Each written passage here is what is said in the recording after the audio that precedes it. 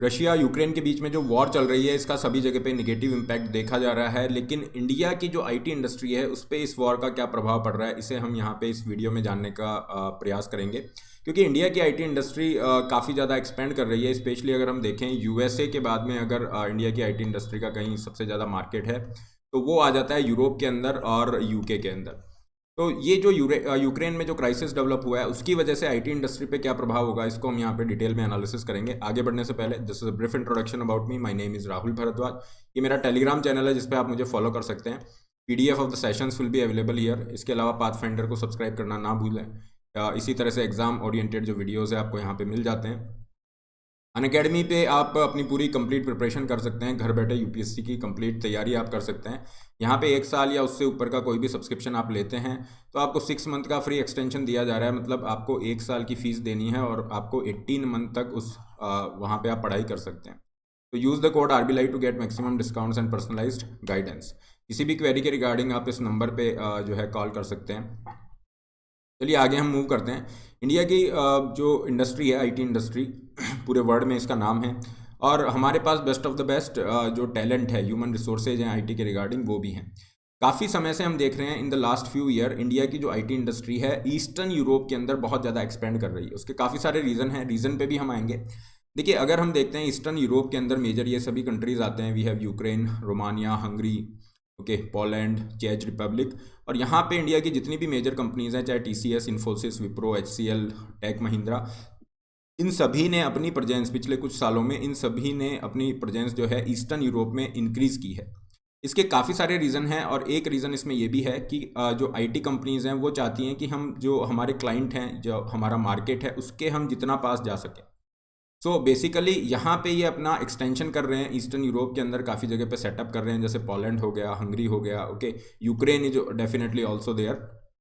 तो IT companies का proper यही जो उद्देश्य है कि जितना ज़्यादा हम क्लोज होंगे क्लाइंट के, क्लाइंट टाइम जोन के, उतना ज़्यादा हमारे लिए अच्छा रहेगा, उतना ज़्यादा हम ग्रो कर सकते हैं, हमारे प्रोडक्ट्स उतने ज़्यादा अट्रैक्टिव होंगे। तो इसी उद्देश्य के साथ में ये काफ़ी ज़्यादा ईस्टर्न यूरोप के अंदर एक्सटेंशन किया गया है पिछले कुछ सालों के अंदर। इसके अलावा और भी कुछ यहाँ पे इनके बेनिफिट्स हैं। अगर हम देखें टैलेंट मार्केट की अवेलेबिलिटी आपको मिल जाती है, फ्लेक्सिबिलिटी भी हो गई है टैलेंट मार्केट में। तो ये जो ईस्टर्न यूरोपियन कंट्रीज़ हैं वहाँ पे आपको टैलेंट भी मिल जाता है, इसके रिगार्डिंग जिस तरह का ह्यूमन रिसोर्स चाहिए वो भी कुछ वहाँ पे मिल रहा है। और जोग्राफिकल डाइवर्सिटी ऑफ टैलेंट को भी बढ़ावा दे रही हैं कंपनियाँ, वो भी इनकी रिक्वायरमेंट पूरी होती है।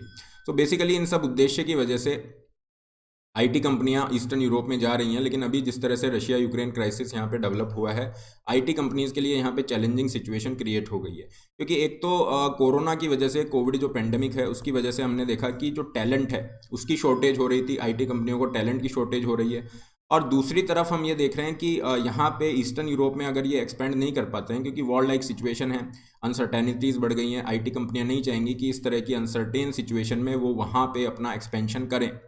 तो उस कंडीशन में क्या होगा, उनके लिए जो ग्लोबल टैलेंट शॉर्टेज है वो और ज़्यादा मुश्किल हो जाएगी, क्योंकि अब सारा का सारा काम इंडिया से उनको करना पड़ रहा है। और इसके अलावा हम देखेंगे कि टैलेंट शॉर्टेज हो ही रही है तो डेफिनेटली ये प्राइस को भी इम्पैक्ट करेगा। और यहाँ पे ये देखा जा रहा है कि modernisation, digital engineering, cloud transformation जैसी जितनी भी ये आपकी सर्विसेज हैं डिजिटल, यहाँ पे प्राइस ज़्यादा देखने को मिल रहा है। तो प्राइसिंग भी इंक्रीज हो रही है। तो डेफिनेटली एक शॉर्ट टर्म के पर्सपेक्टिव से आप देख सकते हो कि हाँ आईटी कंपनी को बेनिफिट हो जाएगा, फ़ायदा ज़्यादा हो जाएगा। लेकिन इसके अलावा इनके ऊपर प्रेशर भी यहाँ पे आएगा। प्रेशर किस सेंस में आएगा कि जो नई डील्स हैं इनको मिलने में दिक्कत हो सकती हैं। फाइन, नियर टर्म के अंदर जो नई डील्स हैं because of increasing price pressure and all. तो ये सारी चीज़ें देखते हुए अगर हम देखते हैं, यहाँ पे कुछ डेटा भी इन्होंने मेंशन किए कि अगर हम देखें अकेले यूक्रेन में लगभग 20,000 लोग एम्प्लॉयड हैं, है ना। 20,000 लोग इस तरह से इन कंपनीज में काम कर रहे हैं। तो वो सारा का सारा वर्कफोर्स इम्पैक्ट होगा। आसपास की अगर हम बात करें तो ये एस्टिमेट दिया गया है कुछ जो एक्सपर्ट ग्रुप्स हैं उनकी तरफ से कि लगभग 1 लाख जो क्वालिफाइड वर्कर हैं डिजिटल इंजीनियरिंग आईटी के अंदर, ये आपके डिसरप्ट होंगे। तो ऑलरेडी हम देख रहे हैं कोरोना के बाद जब डिजिटल सर्विसेज की डिमांड बढ़ी, फाइन, उसकी वजह से हम देख रहे हैं आईटी कंपनियां जो अपना ह्यूमन रिसोर्स है ना, या फिर जो वर्क फोर्स है उसकी शॉर्टेज को फेस कर रहे हैं। अब यहाँ पे ये 1 लाख लोग ईस्टर्न यूरोप में जो कि वर्क फोर्स के रूप में काम कर रहे थे, ये अगर प्रभावित होते हैं तो ये और ज़्यादा दिक्कत करेगा। बट यहाँ पे एक हमारे लिए अपॉर्चुनिटी है इंडिया के लिए, क्योंकि आईटी कंपनियां जो ईस्टर्न यूरोप में एक्सपेंड कर रही थी वो अपना एक्सपेंशन को रोक देंगे। है ना, because of the obvious reasons. और यहाँ पे क्योंकि वो ये देखेंगे कि अगर ये वॉर जो है किस दिशा में जा रहा है ना, अगर बहुत सिचुएशन ख़राब हो जाती है तो उनका इन्वेस्टमेंट किया हुआ ख़राब होगा। Definitely they would be a kind of wait and watch situation for IT companies. और यहाँ पे इंडिया के लिए एक अच्छी बात ये हो जाती है कि जो आईटी कंपनीज़ हैं वो इंडिया की तरफ वापस मूव करेंगी, है ना, और इंडिया में ज़्यादा से ज़्यादा लोगों को यहाँ पे जॉब मिलेगा, ज़्यादा से ज़्यादा काम इंडिया से आपका रहेगा। So this would be kind of situation जिसको एक्सपर्ट्स ने यहाँ पे 3-4 जगह से मेंशन किया है।